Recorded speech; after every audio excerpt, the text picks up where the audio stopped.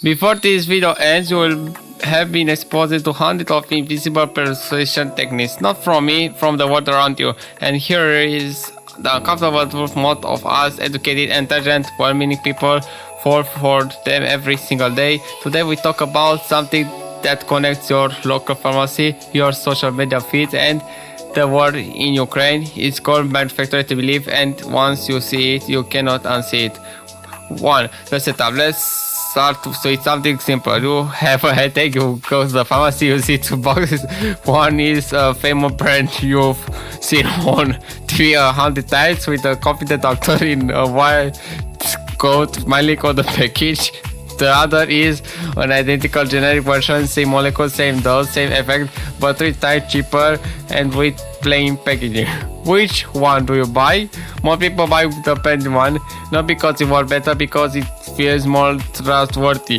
That film was manufactured by a marketing team with budget specifically designed to bypass your rational thinking and speak directly to a fear of making the wrong choice. Now, to be clear, medicine saves lives. This is not a debate about that. Pharmacy exists for resistance, doctors exist for resistance, and sometimes that with the right medication at the right moment is the difference between life and death. The point is not about the pharmacy. The point is to work in thinking, not feeling. Because the same brain that buys the expensive branded painkiller when the generic works identically is the same brain that watches the news and accepts the narrative without questioning it. The vulnerability is not stupidity, it's human nature, and you recognize it in small decisions like which box you pick off a shelf. You start recognizing it in much bigger ones. How negative we are. Here's the tip for negativity, and be honest with yourself. Have you ever bought something because the celebrity recommended it? Have you ever felt safer using a product just because it was more expensive? If you hazard yes to any of these, welcome to being human. Our brains are not built for the modern information environment. We evolved to trust familiar faces, repetitive messages, and emotional stories. Advertisers know this, propagandists know this, and they use the same techniques. The difference between a pharmaceutical ad and a piece of war propaganda is not the method, it's the product being sold.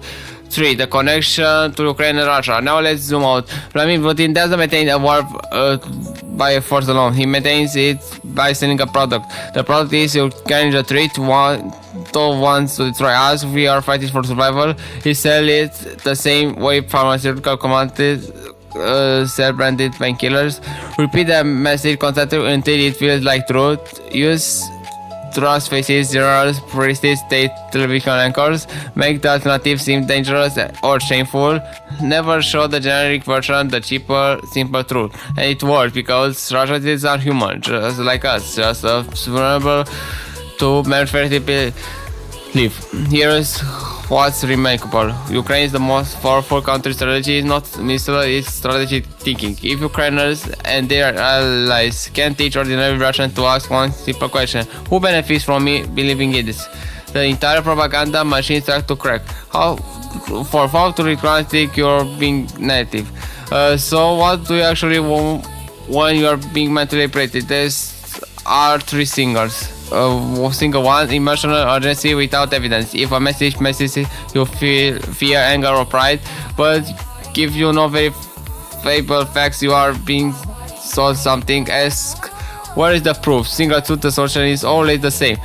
Pharmaceutical ads always end with ask your doctor about X. Political propaganda always ends with support the leader. When every problem has the same pre-packaged answer, someone built that answer before the problem existed. Single trick questioning is framing as dangerous. If the healthy information environment of is welcome. When something tells you that asking question is patriotic, disloyal, or dangerous, that is the clearest sign that the product being sold cannot survive scrutiny.